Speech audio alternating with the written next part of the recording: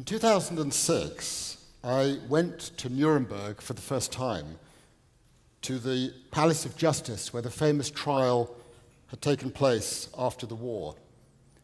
Standing there in the empty courtroom, it was possible to imagine the echoes of the past. Let us imagine October the 1st, 1946, a Friday, a little after 3 o'clock, on the last day of a trial that has lasted for more than 1 year. Hans Frank, one of the defendants in the trial, stands in an elevator outside the courtroom behind a small wooden door. In a moment, the door will slide open and he will pass through. On the other side of that door is courtroom 600. Sitting there, waiting for Frank to emerge, is a sad-eyed man with a round, intelligent face.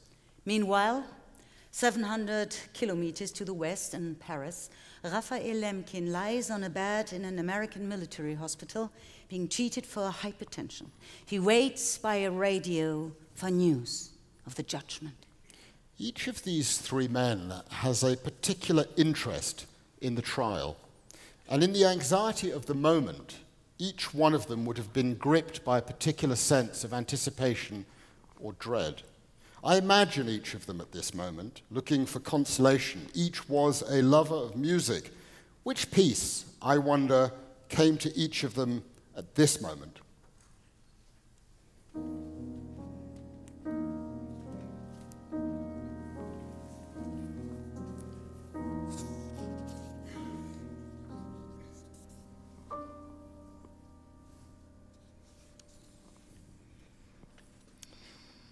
Let's go back 4 years, to July the 31st, 1942, to Lemberg, the capital of District Galicia on the border of Poland and the Soviet Union, claimed at different times by both countries. The City of Lions, as it is sometimes known, or the City of Bitter Cherries, as one poet once called it, has been controlled by Germany for a full year. Hans Frank, the Governor-General of the region, arrives by train to the sound of church bells and a fine military orchestra. He leaves the station in a large black automobile, and he passes through handsome streets decorated with the insignia of the Third Reich. As he enters the great square in front of the courthouse, renamed Adolf Hitler Platz, schoolchildren wave little flags in red, white, and black. Frank has overseen occupied Poland since 1939, appointed by Adolf Hitler, whom he once served as a lawyer. It was a gift in return for services rendered to the Nazis. Frank takes his job very seriously.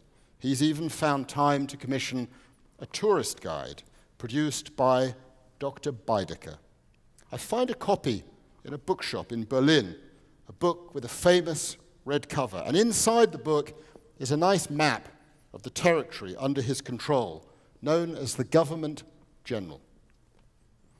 Frank spends a great deal of that day at party functions, and that evening he inaugurates a new theatre, a sanctuary of art, he calls it. He is a man of culture. After the war, his friend, Richard Strauss, will tell the writer Klaus Mann that Frank was a nice guy, a music lover, refined, terrific sense of humor. In 1943, Strauss composed a short piece in Frank's honor. I find the lyrics, but the music has been, so to speak, lost. So we have to imagine Frank, slender and swank.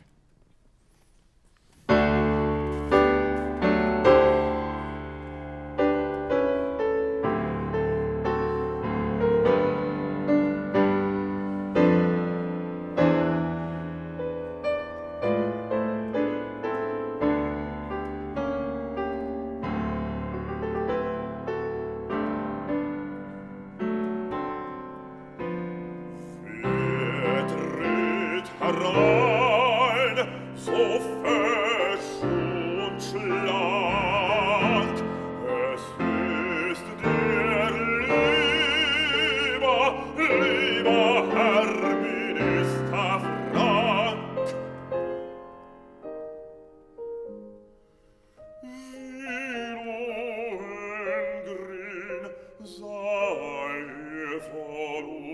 Denn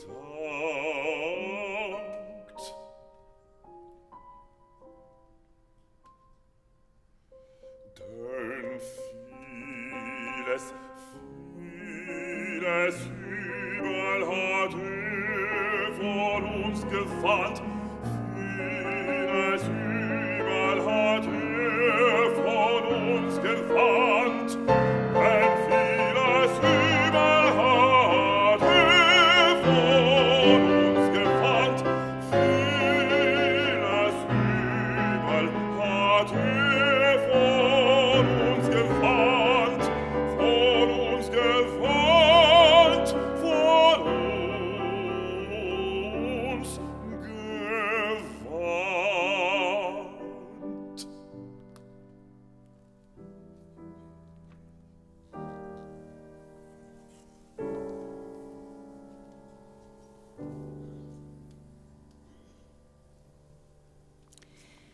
Wer tritt herein so fesch und schlank? Es ist der liebe Herr Minister Frank. Who enters so slender and swank? It's the good Minister Frank. He was indeed swank back then.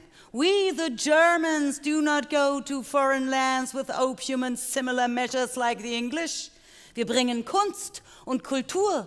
We bring art and culture. To Lemberg, he has brought Beethoven and Fritz Weidlich, an unknown Austrian conductor. He wanted, of course, von Karajan or Furtwängler, but neither was available. He has chosen the repertoire, Beethoven's Leonore Ouverture, and then the Ninth Symphony. The following morning, Frank attends a ceremony to mark the first anniversary of the incorporation of District Galicia and Lemberg into his government general after the removal of the Soviets. The Gazeta Lwowska praises his elaborate, fabulous speech. He announces the reintroduction of European rules of social order into this fine city. I am here to thank you and express gratitude on behalf of the Führer and the Reich. And later that day, Frank holds a series of private meetings with local leaders to reassure them of Hitler's purpose. Galicia and Lemberg are the primeval source of the Jewish problem, but with the Germans in control, that problem will be addressed. We still have some of them around, but we'll take care of that. And like a good courtroom lawyer, he pauses for dramatic effect. I haven't seen any of that trash hanging around here today. What's going on? They tell me that there were thousands and thousands of those flat-footed primitives in the city, but there hasn't been a single one to be seen since I arrived. Those are the very words entered into his official diary. The audience applauds. Frank knows perfectly well why he hasn't seen any Jews. They're in the ghetto, 10 minutes away, 100,000 or more of them. And he knows all about the ghetto because in November 1941, it was his office that prepared the decree, accompanied by a map with the title Umsiedlung der Juden, resettlement of the Jews. The ghetto is a direct consequence of his decrees. And he knows that to set foot outside the ghetto is punishable by death. That too is a consequence of his decrees. Hans Frank says, Don't tell me that you've been treating them badly. Have no worries. The problem of the Jewish question is being solved. No more will they be able to roam. The message is clear. A report records that his words are followed by lively applause. What happens after Frank leaves Lemberg? A great deal, as it happens. Within days, on August 16th, 1942, to be precise, die große Aktion begins. The great action to empty the ghettos.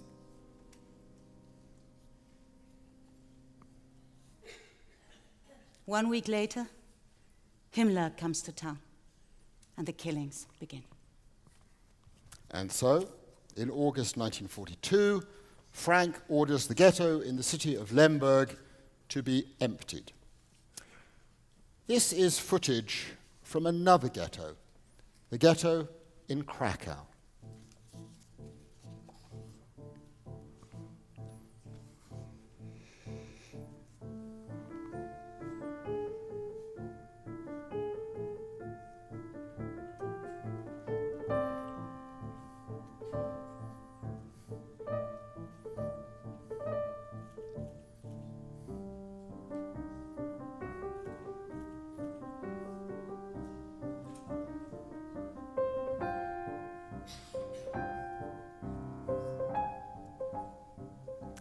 This film was made on the personal orders of Hans Frank, and the footage is now in the possession of his son Nicholas, who's allowed me to show it this afternoon. It's a private film with street scenes, people milling around, barefoot children, white armbands, and eventually we come to this young girl, a girl with a beautiful smile, a girl in a red dress. That smile has stayed with me ever since I first saw it. It's though now she is released.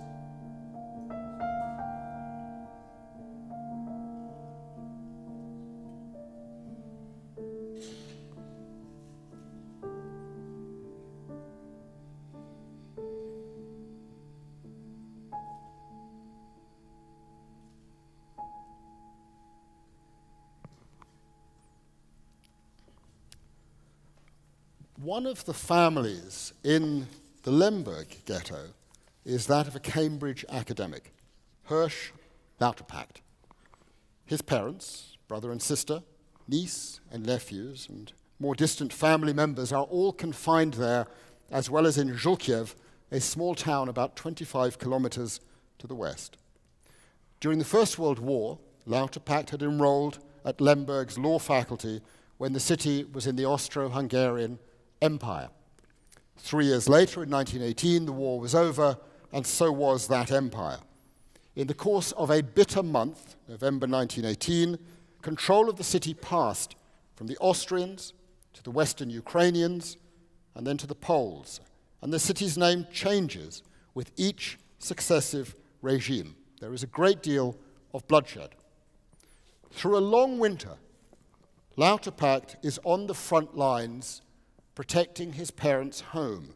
I find a photograph of the snow-covered street on which the family lived, which ends, as you can see, with a barricade.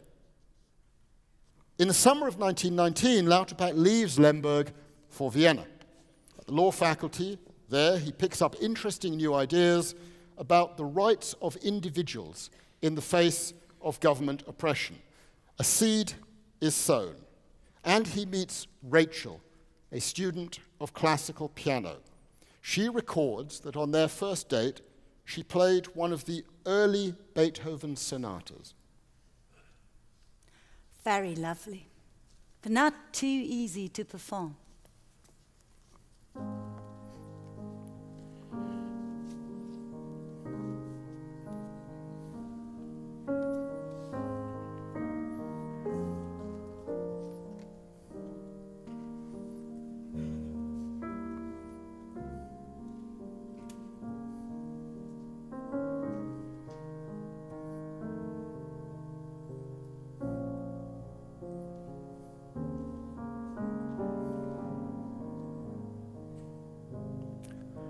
Hirsch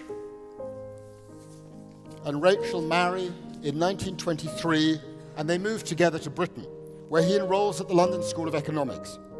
They have a son, Ellie, and in 1937, at the age of 45, Lauterpacht is elected to a chair at Cambridge University.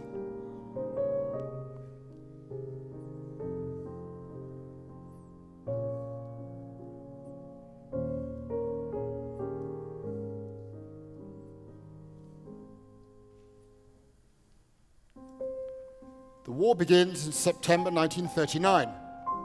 Polish Lwów becomes Soviet Lviv. In In June 1941, the Germans attack the Soviet Union and they head east. They take control of the city from the Soviets and they rename it Lemberg.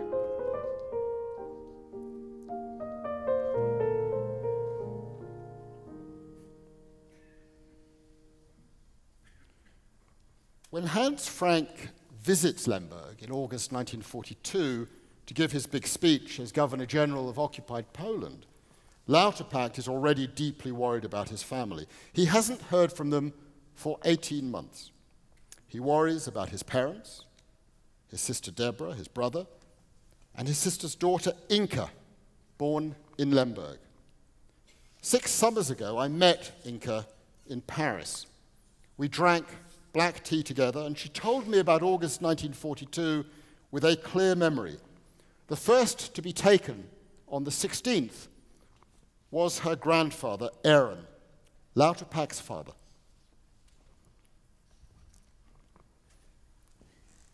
Two days later, Herr's sister, my mother, was taken by the Germans. It was on the street. My mother was rushed by Ukrainians and German soldiers. I watched from a window of our home on an upper floor, alone. My father was working nearby. Someone went and told him that my mother had been taken. I understood what had happened. I saw everything, looking out of the window. I was 12. I stopped being a child in 1939. I knew the dangers. I saw my father running after my mother behind her on the street, and I understood. It was over. I was watching discreetly. I wasn't brave. If I had been, I would have run after her. I can still visualize the scene. My mother's dress, her high heels. My father didn't think about me. I rather liked that. For him, it was simply that they had taken his wife, the woman he loved so much. It was just about bringing her back. Her father goes off to look for his love in a dark grey suit, and then he is taken, and Inka is alone.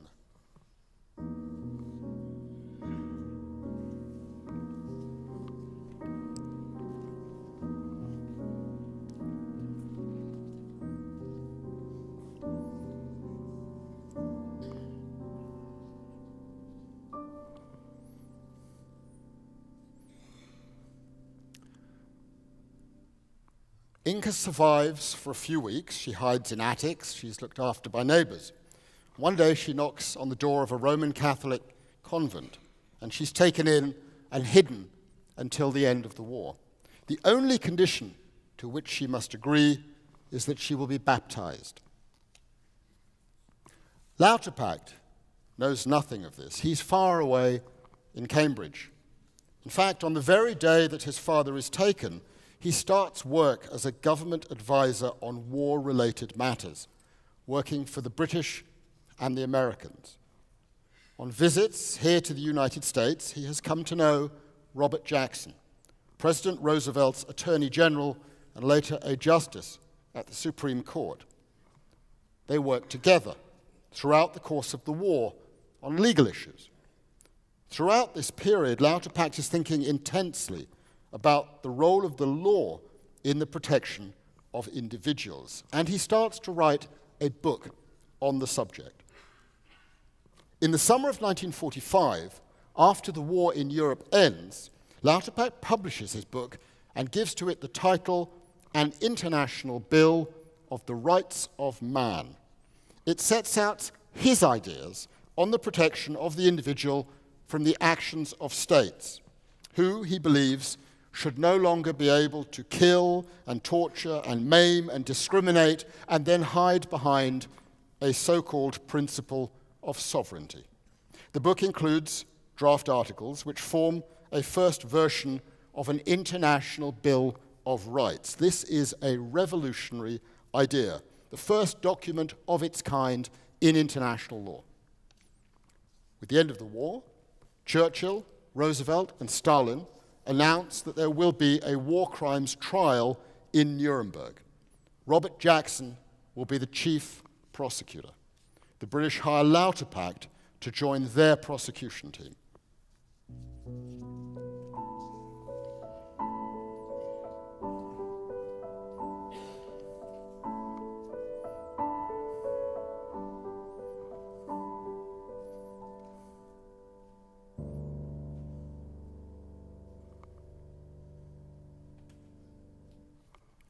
In the summer of 1945, Jackson travels to London to draft the charter of the Nuremberg Tribunal.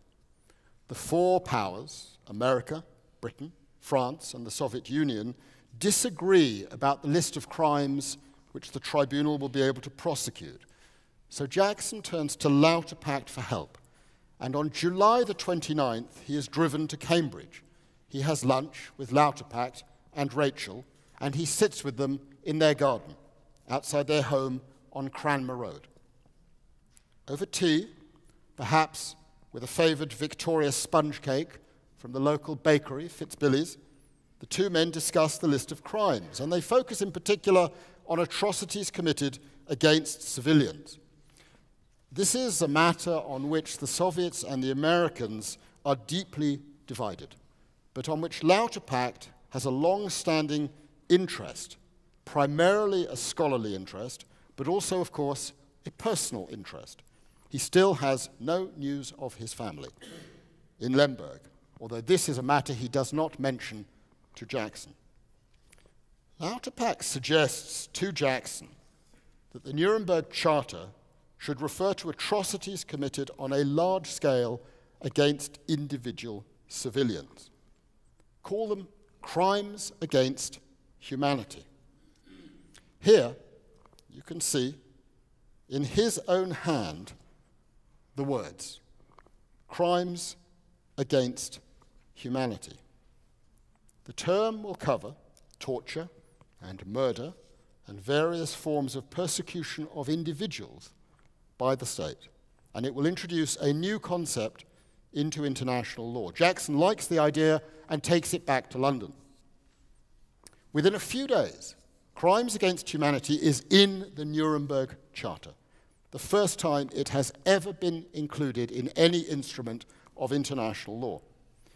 Clearly an innovation, Lauterpacht tells the British Foreign Office in London, but an enlightened concept, necessary to affirm that those who break international law cannot shield themselves. As this is going on, 4,000 miles away in the city of Durham, North Carolina, another former resident of Lemberg is also thinking about these matters, but in a different way. By coincidence, or perhaps not, Raphael Lemkin also studied at the law faculty at the University of what was then called Lvov. He arrived in 1921, shortly after Lauterpacht left, and earned a doctorate in criminal law. He had been born 300 miles to the north on a farm near Azariska, now Belarus. He is a solitary man, intense, obsessive, forever focused on historical wrongs, prone to challenging the assumptions and beliefs of his teachers. The great love of his life is his mother, Bella, who sang him simple poetic melodies which he will always remember.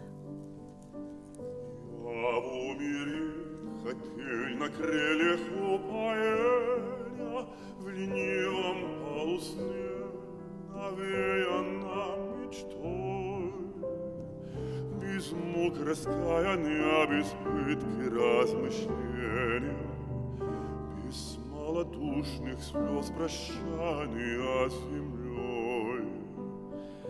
Я б умереть хотел душистою весною в запущенном саду, в благоуханный день, чтоб купы темных лип дремали надо мною, и колыхалась цветущая сирень, чтоб рядом ручей таинственным журчанием немую тишину тревожил и будил. И синий небосклон торжественным молчанием об райской вечности мне внятно говорил. Чтоб не молился я, не плакал, умирая, а сладко задремал. И чтобы снилось мне, что я плыву, плыву, и что волна немая беззвучно отдает меня другой волне.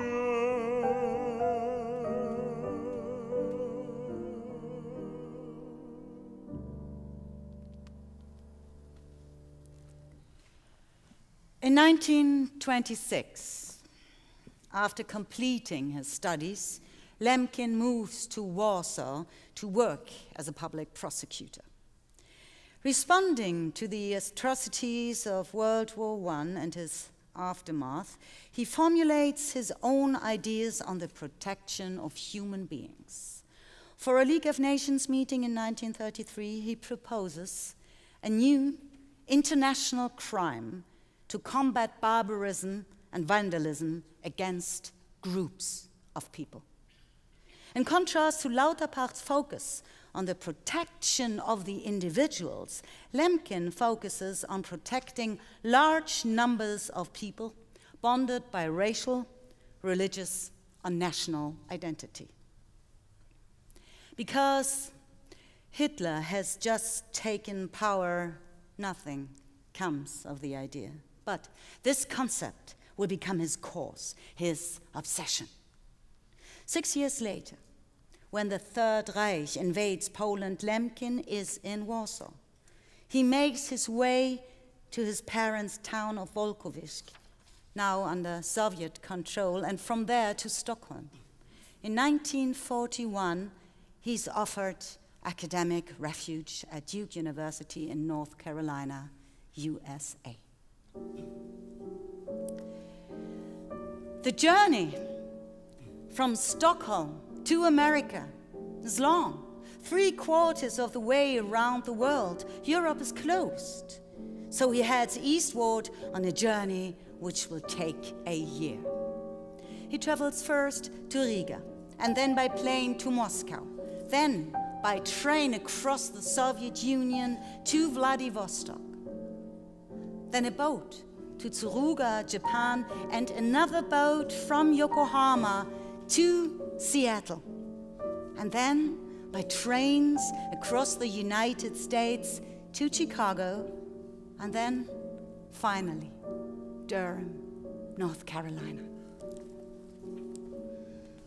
Aber auch ich auf dem letzten Boot sah noch dem Frohsinn des Frührots im Takelzeug und die Delfiner graulichter Leiber tauchen aus der chinesischen See.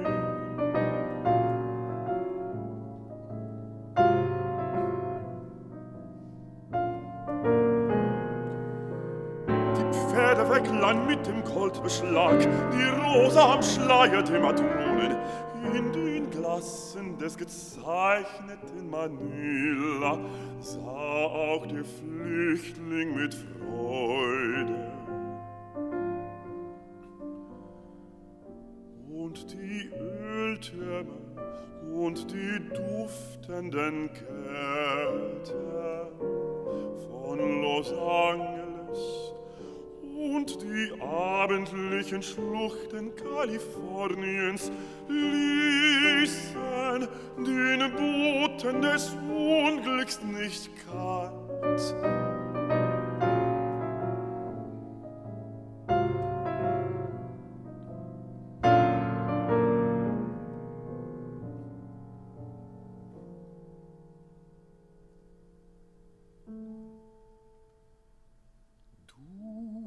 meiner Kasten, den ich flüchtend trug, dass seine Lampen mir auch nicht zerbrechen,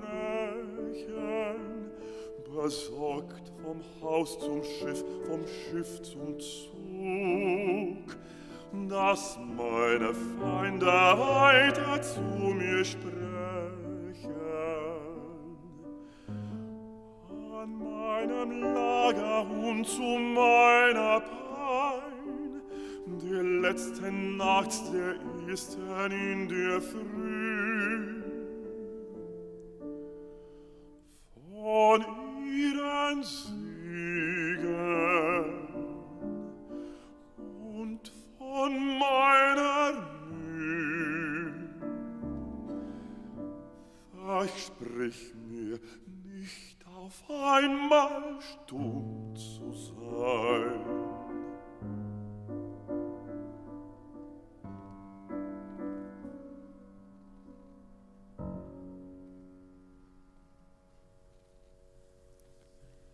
Lemkin has little money and virtually no personal belongings. Yet he travels with much luggage, for he has spent his time during the last months in Stockholm collecting the decrees promulgated by Frank and other Nazis in the territories they occupied from 1938.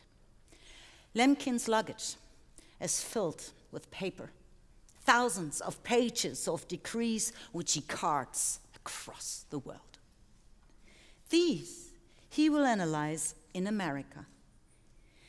He obtains a book contract to piece together the master plan underlying German actions. The book is published in November 1944. It is called Axis Rule. And Chapter 9 examines Lemkin's central concern. It uses a new term in its title: genocide. Genocide. Raphael Lemkin has invented the word for a new crime: the destruction of groups of people.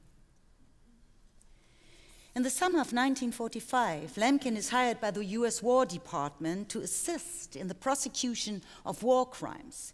He works with Robert Jackson's team, but separately from Lauterpacht. He advocates for the team to charge the German leaders with the crime of genocide, the destruction of groups.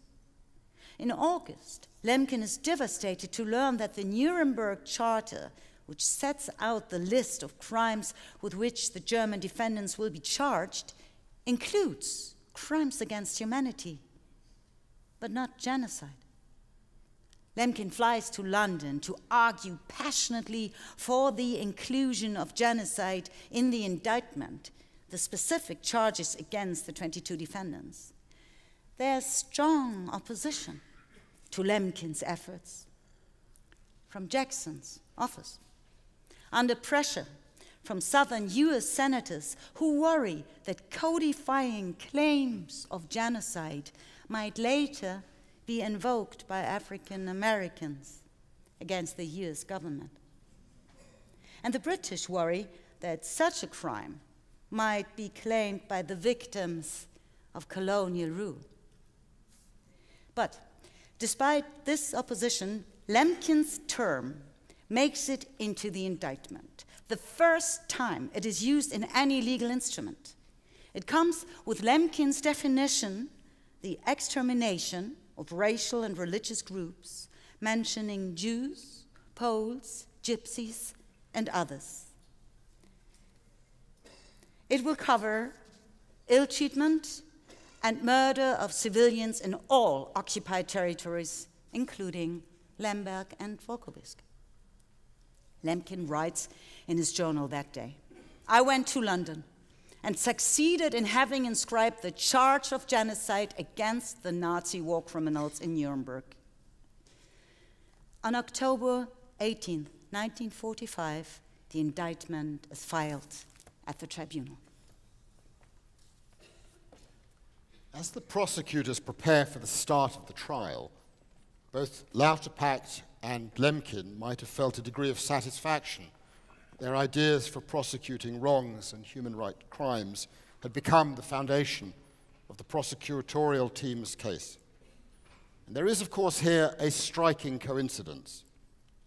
The two men responsible for introducing crimes against humanity and genocide into international law studied at the same university, walked the same streets, entered the same buildings. They even had the same teachers. But they developed different ideas as to how the law could prevent atrocity. The origins of these two crimes can be traced to the city of Lemberg, to the law faculty at the university. Indeed, you can trace the origins to a single teacher the two men had in common, Julius Makarewicz, a Polish professor of criminal law. You can even follow the line to a building and to the very room where Makarewicz taught, a room which is still a classroom today and which I have visited at the university.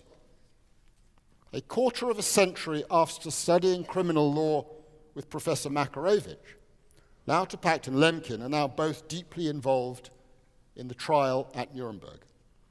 Lauterpacht is with the British, urging the protection of individuals.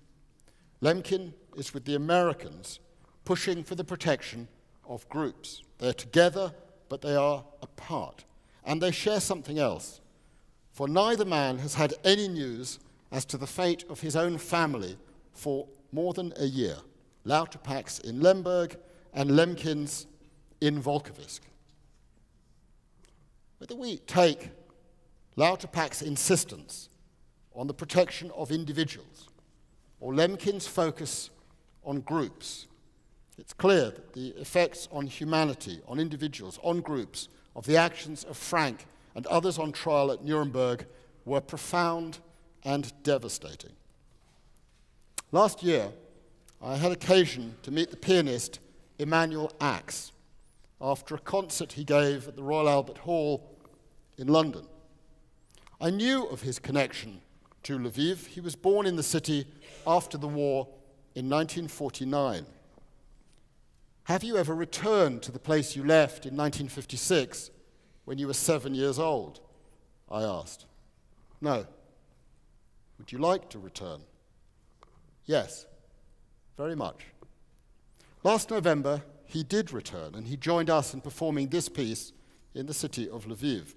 It was an incredibly special evening, and we're very greatly honored to have Emanuel Ax join us this afternoon here at the 92nd Street Y in New York City.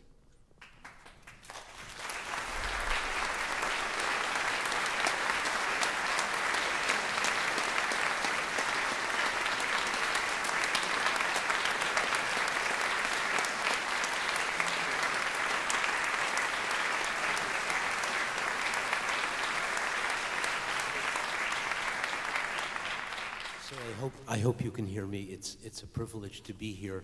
I'd like to play two short works by Schubert, an impromptu, and a song called The Miller and the Brook, which was transcribed by Liszt for the piano.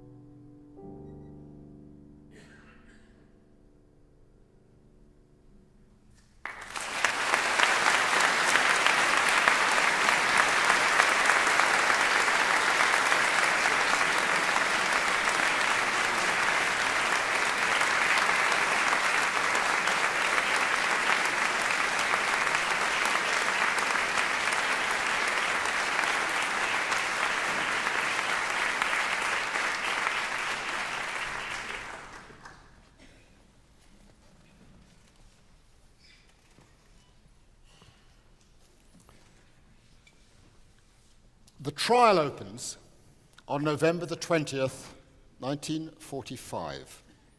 Amongst the 21 men in the dock is the former Governor-General, Hans Frank. He was caught in May, near his home in Bavaria, along with 42 volumes of his official diaries and a quite marvelous collection of artwork. And when I say marvelous, I mean marvelous. Amongst the many paintings is Leonardo da Vinci's famous portrait of Cecilia Gallerani, the lady with an ermine, painted around 1489. This painting hung in Frank's rooms in the Wawel Castle in Krakow, and he took the painting with him when he left to return to Germany in January 1945. Recently, I have come to know Hans Frank's son, Nicholas. And Nicholas tells me that as a young boy, his father liked to make him stand before this painting and part his hair just like Cecilia Gallerani. But now, Frank is in the dock. He's charged with crimes against humanity and genocide. And it's a long way from the old days of hanging out with A.H. and Richard Strauss.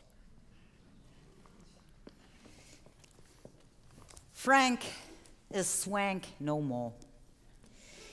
He sits near Hermann Göring, dark glasses concealing his expression. Lord Justice Geoffrey Lawrence is the English judge who presides over the trial. He describes the event as unique in the history of the world. Lemkin is not present.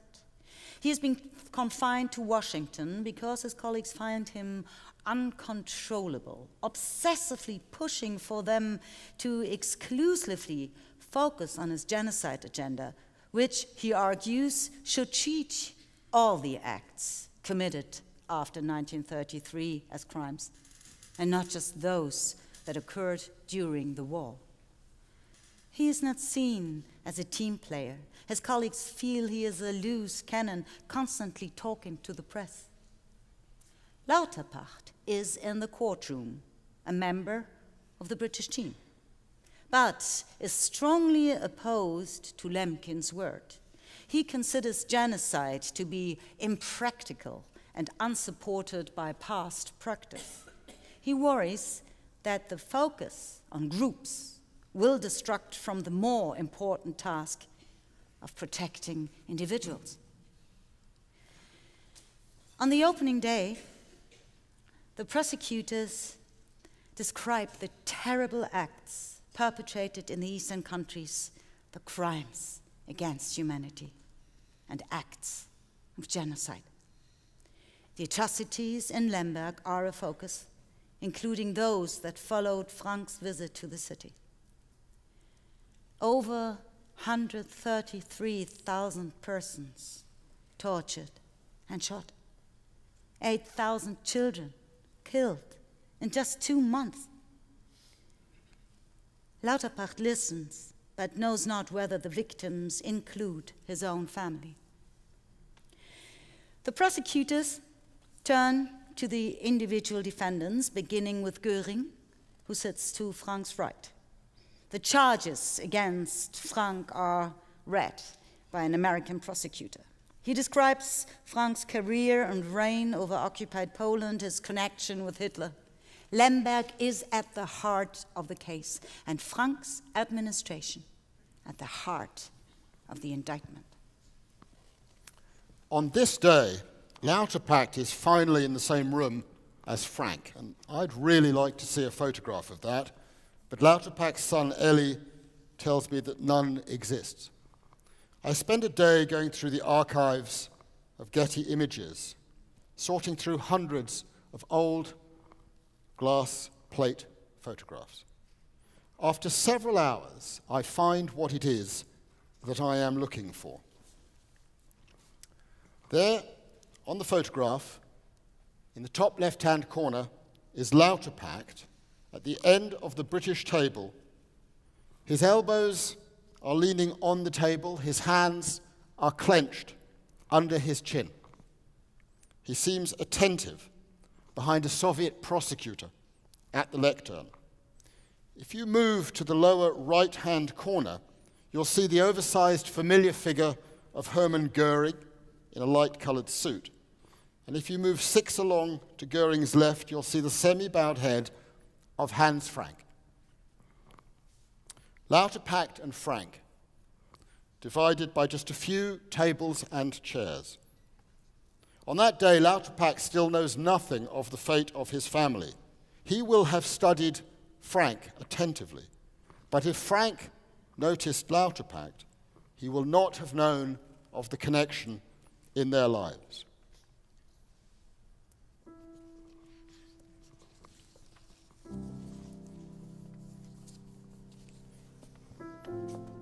On the 18th of April 1946, 6 months into the trial, the prosecutors finally question Frank. It's his chance to set out a defense. The tribunal has just heard evidence from a lonely survivor of the killings at Treblinka on the territory governed by Hans Frank. Samuel Reisman explains that he was present on the rail platform for the arrival and dispatch of Sigmund Freud's 3 elderly sisters. I visited Treblinka with my son a few years ago. I was curious to see what remained. Not much, as it turned out. Afterwards, my son and I went for lunch at a small restaurant in the nearest town. It's called Brock, a placid and hushed place, a world away from the killing fields described by Samuel Reisman in the courtroom. As we entered, the radio played an unlikely tune. Familiar words floated around an empty restaurant, and the song caught my ear, a song that reflected the possibility of hope at the very darkest of moments. There's a crack in everything. That's how the light gets in.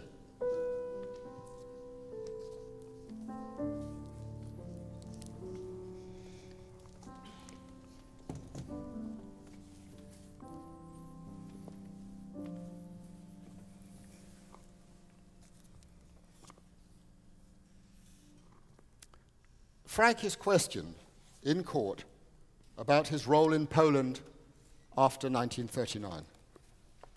Who bears the responsibility for those events? Ich trage die Verantwortung. I bear the responsibility. This is unexpected. Do you feel guilty? This is a question for the tribunal. Das ist eine Frage an den Gerichtshof.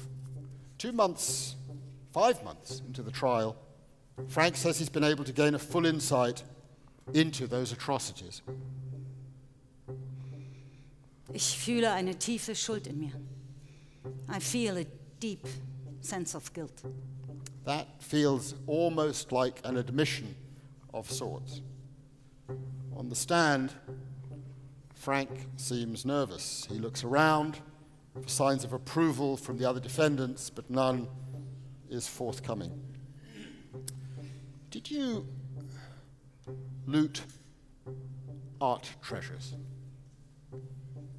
I did not collect pictures, and I did not find time during the war to appropriate art treasures. So everything was registered officially?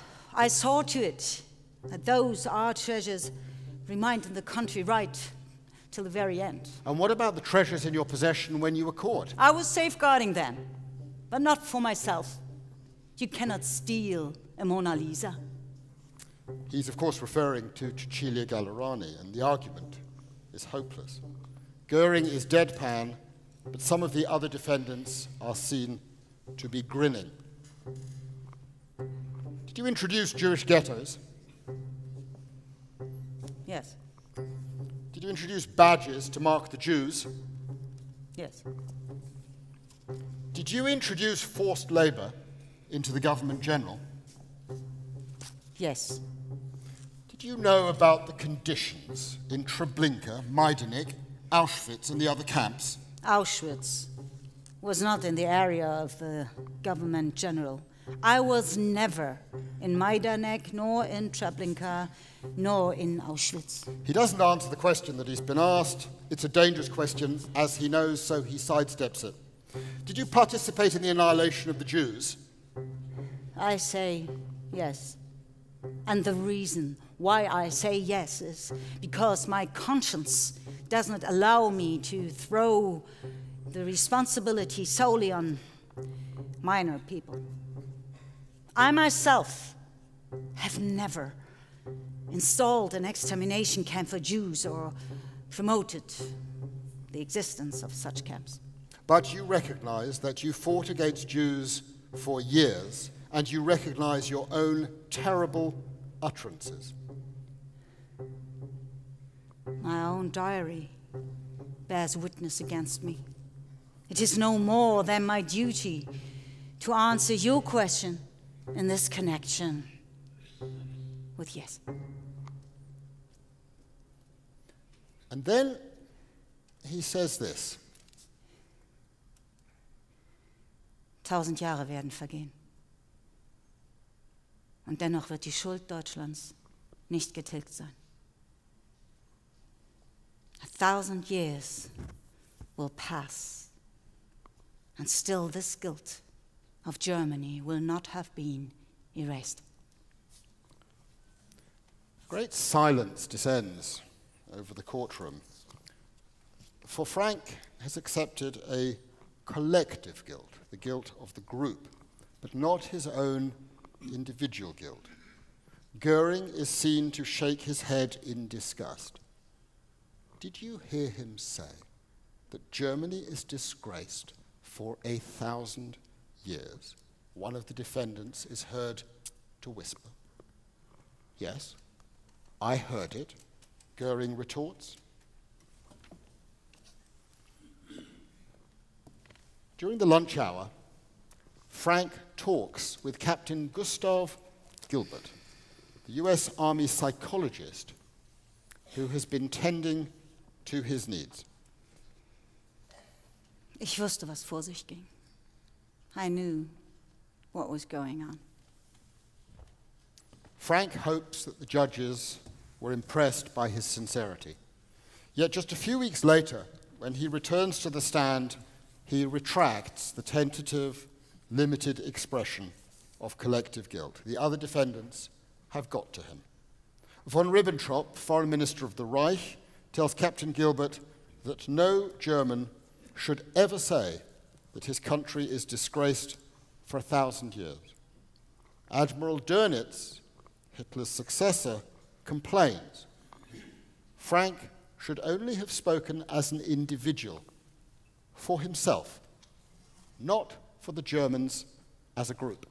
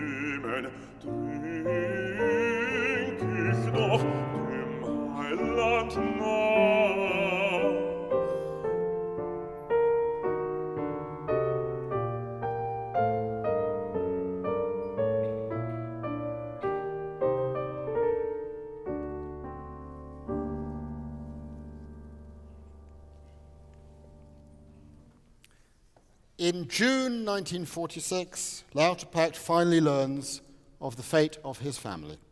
The news comes from Inka, his niece, who is in a displaced persons camp in Austria.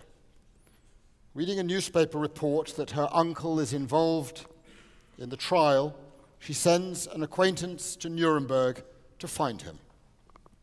Inka's acquaintance stands outside of the Palace of Justice for 3 weeks, whispering, Herr Schlauterpacht, as people come and go. Eventually, someone recognizes the name, and this leads to a letter and contact between Lauterpacht and his niece. Inka tells her uncle that she is the only member of the family to have survived. His parents, his brother, his sister, everyone's gone. Lauterpacht must struggle with his personal grief while dealing with the daunting challenges of the trial, which nears its conclusion. He spends days preparing the closing arguments for the British, and he writes frequently to his son Ellie.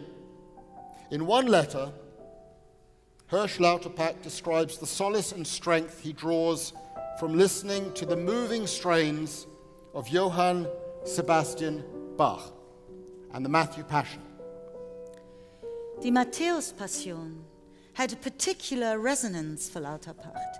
The work reflects Bach's desire to emphasize a pietist belief in the individual.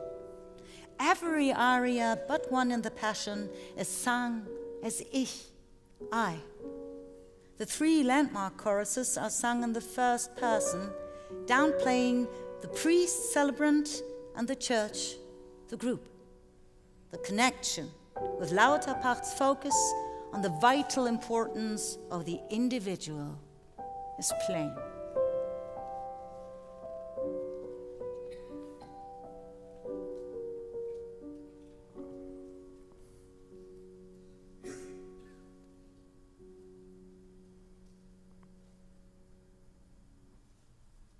Meanwhile, Lemkin in North Carolina is just learning that his family in Volkovisk has suffered exactly the same fate as the Lauterpachts. There is just one survivor, his brother Elias. Elias Lemkin survived because he and his family happened to be on holiday in Moscow in June 1941 when Hitler invaded. Within days, Volkovisk was occupied and the rest of the family was taken. Years later, I find Lemkin's nephew Saul living in Montreal. He tells me that after the war, his uncle Raphael visited him in a hospital in Munich, where young Saul was recovering from a minor operation. The Germans in the clinic were incredibly nice to me, Saul says, incredibly polite. But my uncle couldn't look at them. He hated them, like they were poison. As the trial draws to an end, the prosecution offers closing arguments. They address crimes against humanity in some detail, but somewhat surprisingly, genocide remains in the frame. The Soviets, the French, and the British all now support a conviction of the defendants for the crime of genocide. But Robert Jackson, who closes for the Americans, makes no mention of the term. British support for genocide is unexpected. Lauterpacht, personally, is strongly opposed to the concept. He leaves it out of the draft he prepares for Sir Hartley Shawcross, the Attorney General who will deliver the British closing arguments. Lauterpacht's son Elie shows me a copy of his father's handwritten original manuscript. It argues for the protection of every individual human being and for the rights of man against the cruelty and barbarity of his own state. But it makes no mention of Hitler or of the Nazis, because Lauterpacht is implacably opposed to the reduction of matters to a struggle between groups. Indeed, Elie tells me that his father never talked about the fate of his family, that he was a most private man, not prone to public displays of emotion. And this makes all the more striking one feature of Lauterpacht's draft.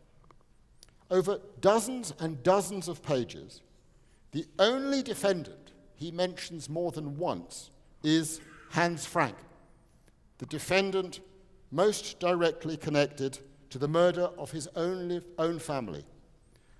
Only at the end of the 76-page handwritten manuscript does Lauterpacht permit himself to become personal, to target the man who sat but a few feet from him in the courtroom. The handwritten version of Lauterpacht reflects a rare passion and anger. He writes of the accused. Neither have they seriously attempted to alleviate the anger of the civilized world by a simple admission of guilt.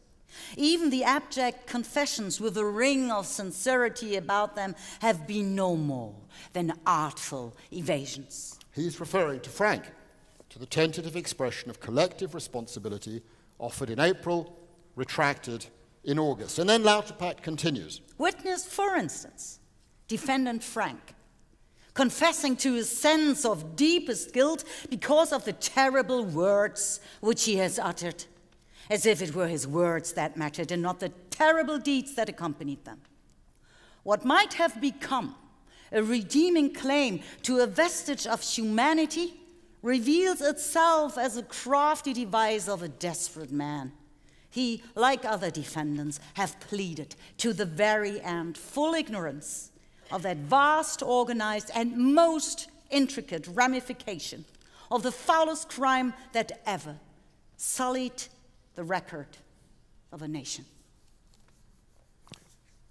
On the legal arguments, Shawcross will use most of Lauterpacht's text, but he does make two significant changes.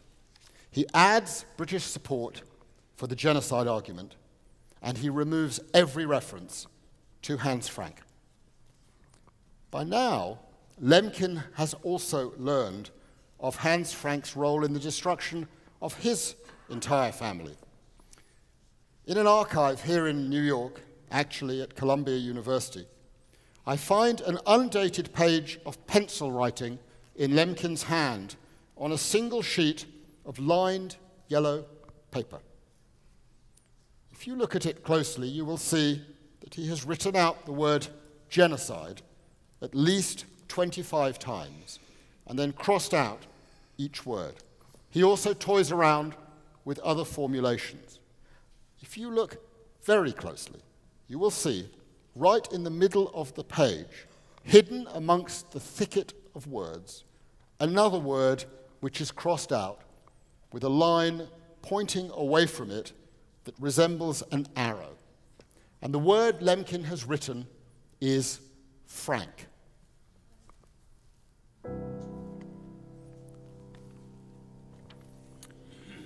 Judgment is given over 2 days on September 30th and October 1st, 1946. Frank is the seventh to learn his fate.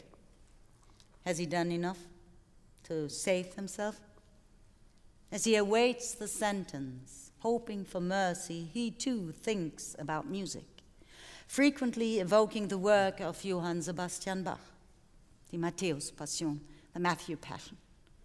This we learn from the diary of American Army psychologist Captain Gustav Gilbert, who has been tending to him. It must be, erbarme dich, mein Gott. Have mercy, my God.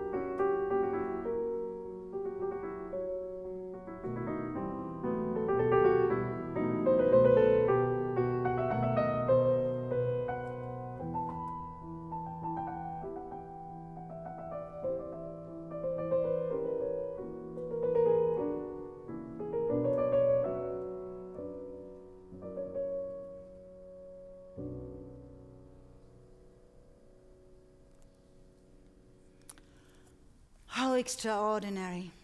Two men on opposite sides of the courtroom, finding solace in the same musical space.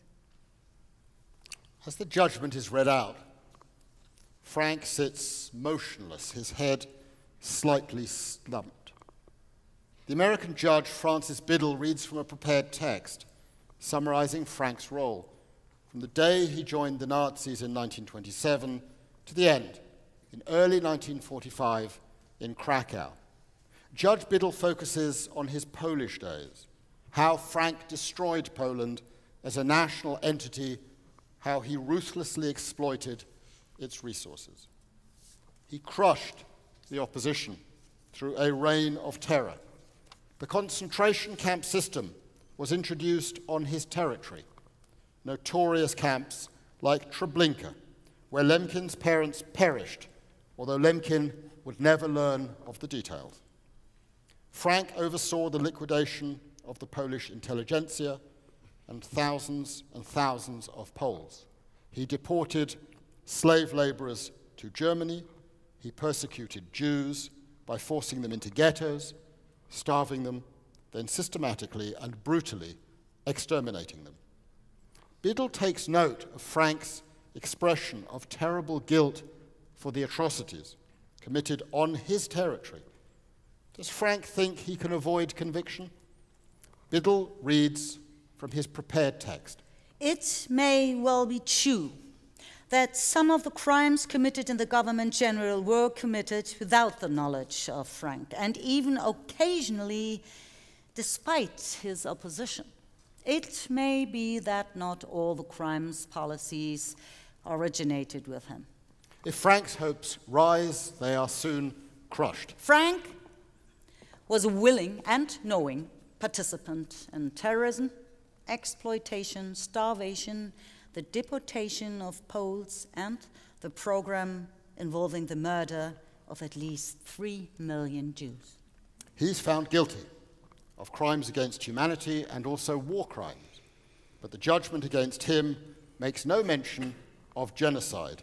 The tribunal adjourns for lunch without mention of the word. It has disappeared entirely from the judgment. The sentences will be pronounced after the break.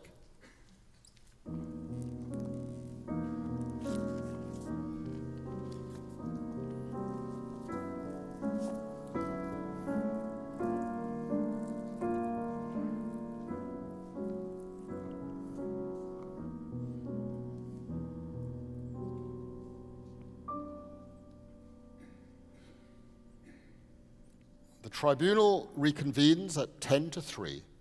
The defendants are not in the dock this time. Each will await his turn outside the courtroom. Each will enter alone to hear the sentence and then be escorted out.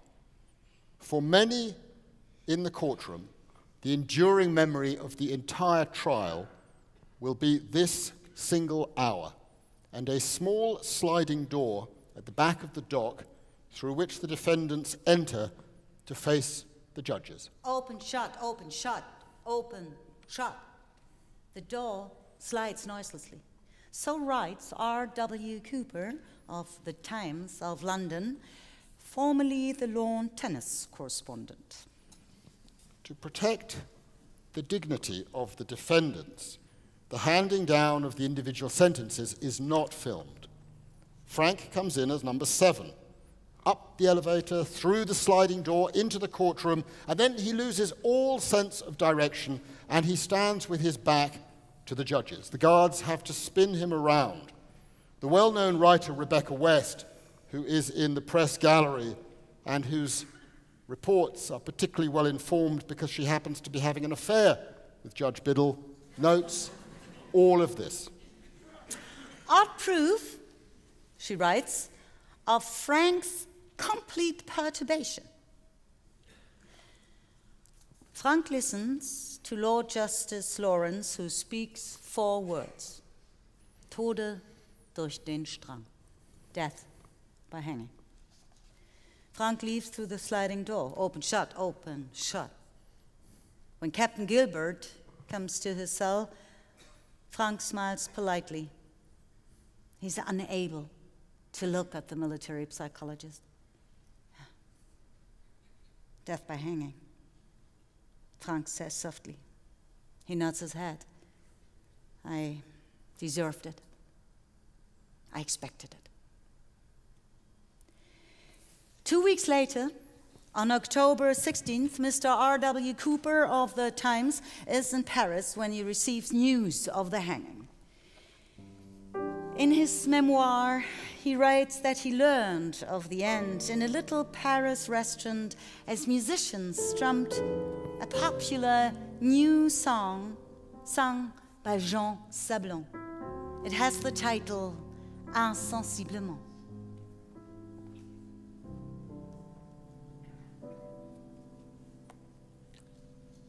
Insensiblement,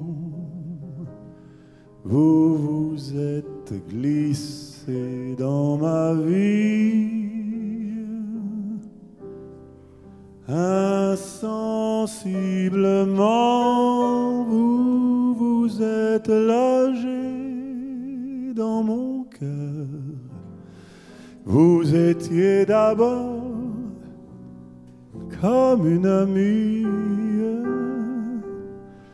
comme une sœur. Nous faisions de l'ironie sur le bonheur. Insensiblement, nous nous sommes tous deux laissés prendre. Insensiblement, tous mes rêves m'ont parlé de vous. Nous avons dit des mots tendres et fous, et nous avons vu naître en nous insensiblement, insensiblement l'amour.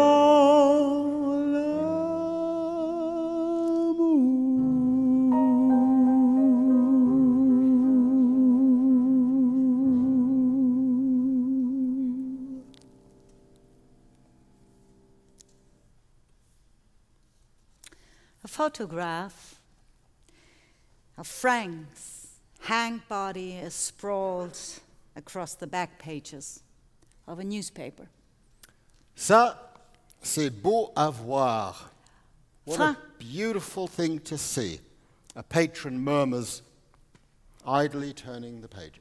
Frank was the sixth to be hanged in the courtyard of Nuremberg's Palace of Justice. Lauterpacht is broadly satisfied with the judgment. It will, he thinks, contribute to the protection of individuals. Lemkin, on the other hand, is distraught. The judgment does not refer to the word genocide, not even once. He tells an American prosecutor that the silence of the judgment makes the day the blackest of his life, worse even than when he heard about the deaths of his parents and family a few weeks earlier. So, what came next? Modern human rights and international criminal law came alive as a focus of international attention. The debate between the focus on the individual and the group never was resolved, and so both were embraced. A month after the judgment, the General Assembly of the UN adopted Resolution 95. This affirmed the Nuremberg Charter, the judgment, and crimes against humanity as a part of modern international law. Resolution 96 was adopted later that same day, and it went much further than the tribunal. It affirmed that genocide is a crime under international law. And just 2 years later, in December 1948, the General Assembly adopted a Convention for the Prevention and Punishment of Genocide, driven by Lemkin. His single-minded focus, some say obsession, carried out through a stream of letters and personal appeals, much in this city, has borne fruit. The next day, the same body agrees the Universal Declaration on Human Rights, the non-binding instrument that drew much inspiration from Lauterpacht's book. In 1950, the European Convention on Human Rights was signed, setting out a list of minimum rights for all individuals and setting up a European court to hold governments to account. The legacies of Lauterpacht and Lemkin have been far-reaching. Crimes against humanity and genocide live side by side. Their ideas of these two men and are the stuff of my everyday working life. As a lawyer and as an academic, I've watched the concepts for the protection of individuals and of groups take root, but I'm struck by the curiosity that despite Lauterpacht and Lemkin's common origins and their far-reaching influence, it seems that the two men never actually met. More than 50 years will have to pass before their ideas are really taken forward. The catalyst is the crimes in the former Yugoslavia and in Rwanda. In July 1998, more than 150 states adopt the statute for an international criminal court. 5 decades after the negotiations of Nuremberg, the court finally exists, able to rule both on genocide and crimes against humanity. 2 months later, in September 1998, the International Criminal Tribunal for Rwanda convicts Jean-Paul Akayesu, who oversaw the persecution and slaughter of Tutsis by Hutus for genocide. He is the first person ever to be convicted for the crime of genocide by an international court.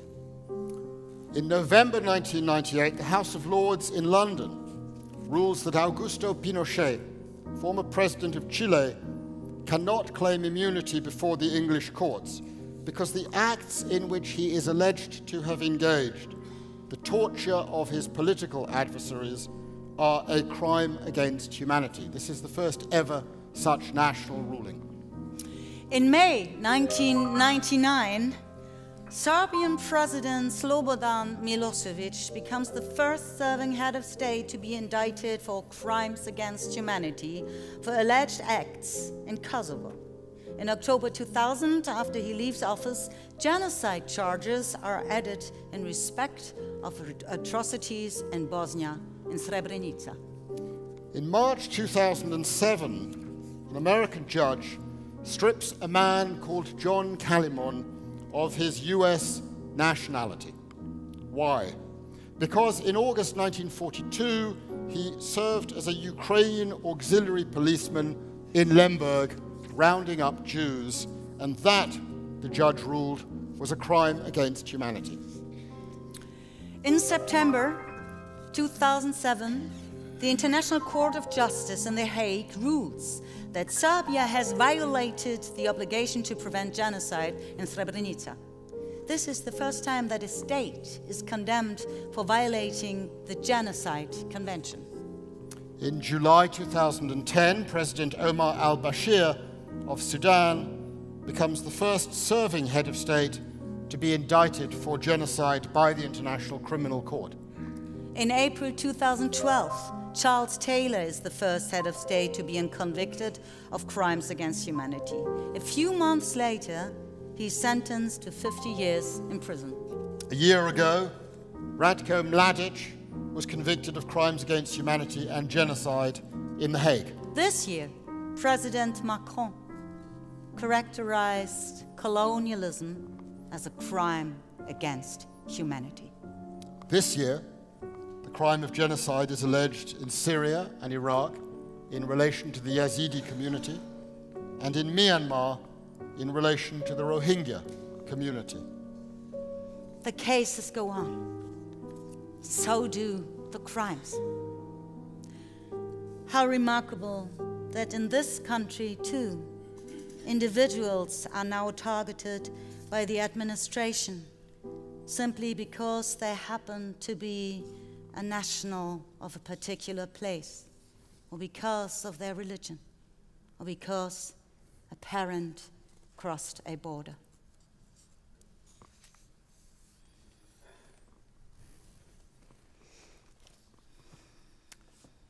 After I first told this story at a lecture that I gave at the law faculty in Lviv, where Lauterpacht and Lemkin had studied, a young woman approached me. She was a student. Why do you take such a personal interest in these matters who are so much a part of your working life?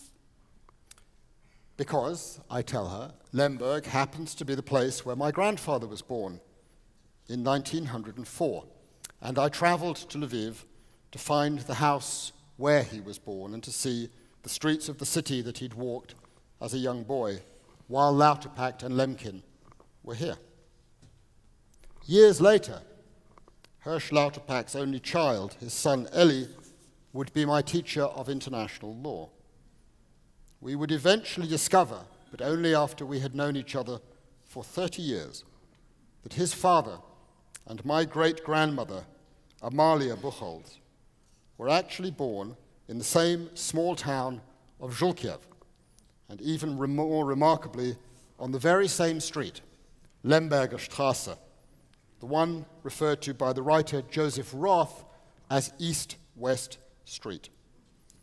I later learned that my great-grandmother happened to travel on the very same transport as the three Freud sisters, the one that brought them from Theresienstadt to Treblinka, where they perished, and that just a few weeks later, Lemkin's parents, Bella and Joseph, also met their end at Treblinka in the same gas chambers. Lauterpacht and Lemkin. Individuals and groups. Żółkiew and Treblinka. Personal stories matter. The first time I met Nicholas Frank, the son of Hans Frank, he took a small piece of paper from his jacket pocket and showed it to me. It was a photograph, the one that you've seen, of the lifeless body of his father. It was taken shortly after his father's execution. It's to remind myself that he is truly dead, Nicholas says to me. Later, Nicholas and I will travel together to Krakow, and we will visit the Wawel Castle. The director of the museum allows us to spend a few minutes alone with the painting of Cecilia Gallerani, the lady with the ermine. 70 years have passed since the summer of 1944, when Nicholas last stood with his father before that painting. The director of the museum allows me to take a single photograph of that moment.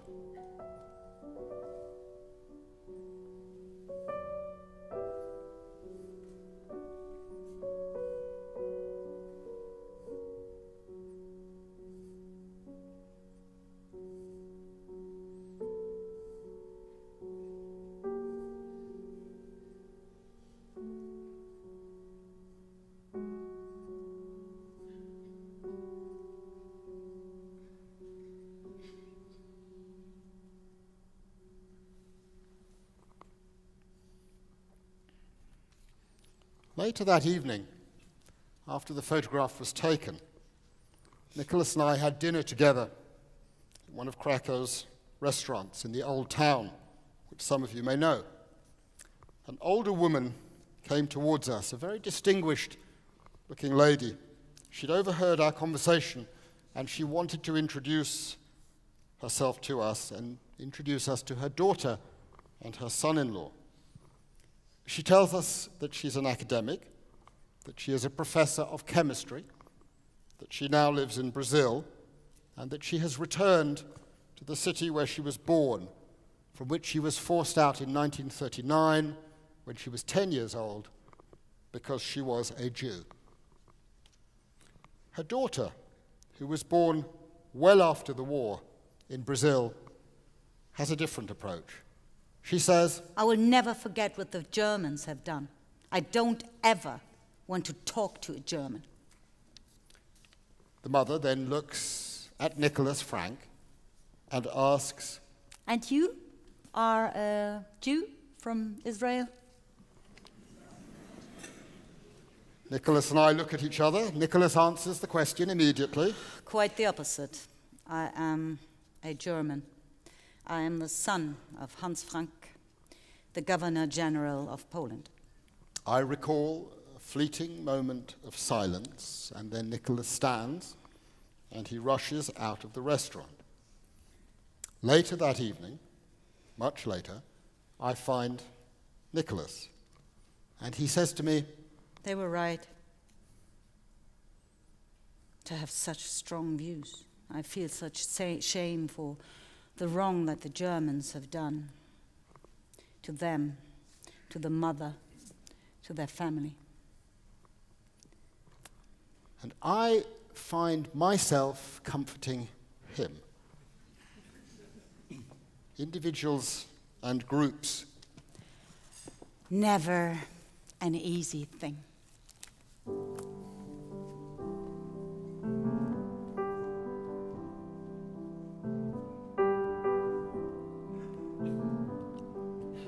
The birds, they sang at the break of day. Start again, I heard them say. Don't dwell on what has passed away or what is yet to be. Hear the wars, they will be fought again.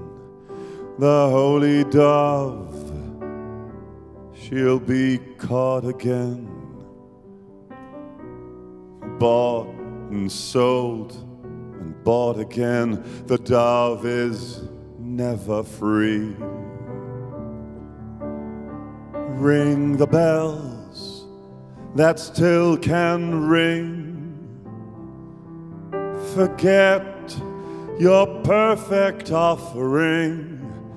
There is a crack in everything. That's how the light gets in. We asked for signs, the signs were sent. The birth betrayed, the marriage spent. Hear the widowhood of every government. Signs for all to see. But I can't run no more with that lawless crowd, while the killers in high places say their prayers out loud. But they've summoned up a thundercloud. They're gonna hear from me. Ring the bells that still can ring. Forget your perfect offering. There is a crack in everything. That's how the light gets in. You can add up the parts. You won't have the sum. You can strike up the march. There is no drum. Every heart to love will come, but like a refugee. Ring the bells that still can ring. Forget your perfect offering. There is a crack in everything. And that's how the light gets in. How the light